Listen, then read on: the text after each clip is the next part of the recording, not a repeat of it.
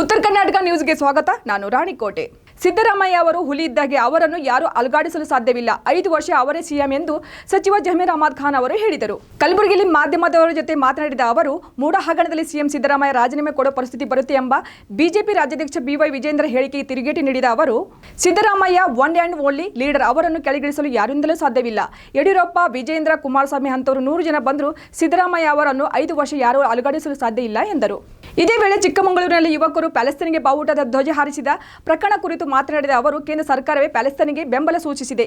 ಈಗ ಯಾರು ಧ್ವಜ ಹಿಡಿದಿದ್ದಾರೆ ಎಂಬ ಕಾರಣಕ್ಕೆ ಬಿಜೆಪಿಯವರು ದೊಡ್ಡ ಗಲಭೆ ಎಂಬಂತೆ ಬಿಂಬಿಸುತ್ತಿದ್ದಾರೆ. ಬೇರೆ ದೇಶದ ಪರ ಜೈಕಾರ ಹಾಕಿದರೆ ಅದು ತಪ್ಪು. ಅವರನ್ನು ಅಂಥವರಿಗೆ ಗಲ್ಲು ಶಿಕ್ಷೆ ವಿಧಿಸಬೇಕು.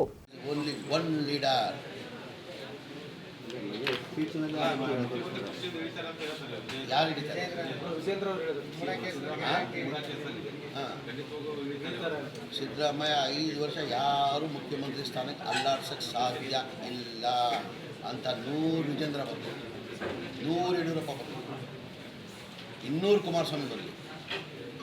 ಎಷ್ಟು? 200 ಕುಮಾರಸ್ವಾಮಿ. ನೀವು ಹೇಳಿದ್ರಲ್ಲ, ಸಿದ್ದರಾಮಯ್ಯ ಅಂತ 100 ಜನ ಬಂದರೂ ಏನಾಗಲ್ಲ ಅಂತ. ಈ ಥರ ಕುಮಾರಸ್ವಾಮಿ ಅಂತವರು 200 ಜನ ಬಂದರೂ ಸಿದ್ದರಾಮಯ್ಯ ಅವ್ರಿಗೆ ಏನೂ ಮಾಡೋಕ್ಕಾಗಲ್ಲ. ಅದೊಂಥರ ಟೈಗರ್ ಹುಲಿ ಇದ್ದಂಗೆ. ಯಾರಿಲ್ಲ ನಮ್ಮಲ್ಲಿ, ಯಾರಿಲ್ಲ. ಕೂತ್ಕೊಳ್ಳಿ ಒಂದು ನಿಮಿಷ. ಉರ್ದುದಲ್ಲಿ ಏನು ಖರ್ಚು ಬರ್ರಿ. ಪ್ಯಾಲಿಸ್ಟೇನ್ಗೆ ಬೆಂಬಲ ರಾಜ್ಯ ಸರ್ಕಾರ, ಕೇಂದ್ರ ಸರ್ಕಾರ ಅವರೇ ಕೊಟ್ಟಿದ್ದಾರೆ. ಕರೆಕ್ಟ್ ತಾನೆ? ಕೇಂದ್ರ ಸರ್ಕಾರನೇ ಬೆಂಬಲ ಅಂತ ಘೋಷಣೆ ಮಾಡಿದ್ದಾರೆ. ವಿ ಆರ್ ಸಪೋರ್ಟಿಂಗ್ ಪ್ಯಾಲಿಸ್ಟೇನ್ ಅಂತ ಕೊಟ್ಟಿದ್ದಾರೆ. ಹೇಳಿದಾರಿಲ್ಲೋ? ಕೇಂದ್ರ ಸರ್ಕಾರದವರು ಹೇಳಿದ್ದಾರೆ. ಈಗ ಯಾರೋ ಒಂದು ಫ್ಲಾಗ್ ಇಟ್ಕೊಂಡು ಕಾರಣಕ್ಕೆ ಈ BJP-ಅವರೇ ದೊಡ್ಡ ಇಶ್ಯೂ ಮಾಡ್ತಾರೆ.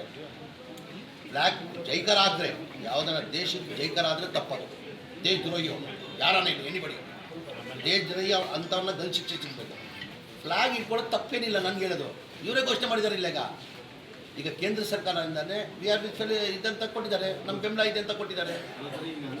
ಈಗ ಬೇರೆ ದೇಶದ್ದು ಯಾರನ್ನ ಎನಿಬಡಿ ಅವ್ನು ದೇಶದ ದ್ರೋಹಿ ಆಗ್ತಾನೆ, ಅವನಿಗೆ ಶಿಕ್ಷೆ ಅಂತ ಶಿಕ್ಷೆ ಆಗಬಾರ್ದು, ಅವ್ನು ಗಲ್ ಶಿಕ್ಷೆ ಕೊಡಬೇಕು ಅವನಿಗೆ. ಅಲ್ಲ, ಈಗ ನಾಳೆ ಬೇರೆ ದೇಶದ ಫ್ಲಾಗ್ ಹಾರಿಸೋಕೆ ಮುಂದಾದ್ರೆ ಅಂತ ಈ ರೀತಿ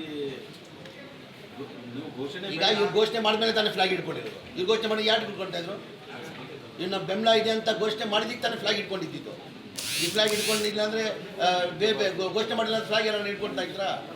ಇವ್ರು ಘೋಷಣೆ ಮಾಡಿದ್ದಕ್ಕೆ ತಾನೇ ಫ್ಲಾಗ್ ಇಟ್ಕೊಂಡಿರೋದು.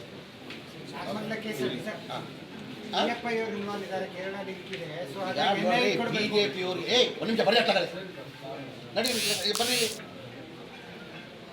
ಈಗ BJP-ಅವ್ರಿಗೆ ಏನಾಗಿದೆ, ಯಾವುದೂ ಇಶ್ಯೂ ಇಲ್ಲ. ಆ ಕೇರಳ ಇನ್ಸಿಡೆಂಟಲ್ಲಿ ಇಬ್ಬರು ಕೇರಳದವರು ಅರೆಸ್ಟ್ ಆಗಿದ್ದಾರೆ. ಈಗ ಗಲಭೆದಲ್ಲಿ ಇನ್ವಾಲ್ವ್ಮೆಂಟ್ ಇದೆ ಅಂತ ಹೇಳ್ಬಿಟ್ಟು ಪೊಲೀಸವರು ಇಬ್ಬರನ್ನ ಅರೆಸ್ಟ್ ಮಾಡಿದ್ದಾರೆ. ಕೇರಳದವರು ಇಲ್ಲ ಅಂತ ಇಲ್ಲ.